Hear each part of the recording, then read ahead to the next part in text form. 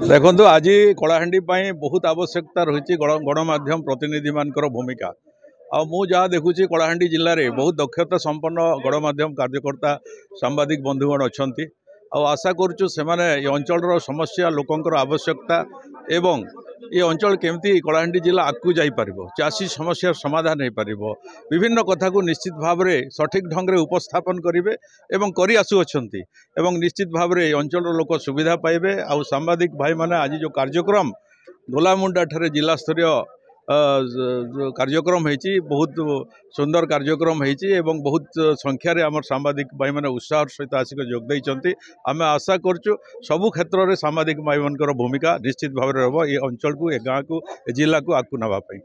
समस्त को नमस्कार। समस्त कालाहांडी जिलावासी को हमारा कालाहांडी जिलार प्रेस भाई बंधु आज आज जातीय प्रेस दिवस रे हार्दिक शुभेच्छा अभिनंदन जनाऊँ।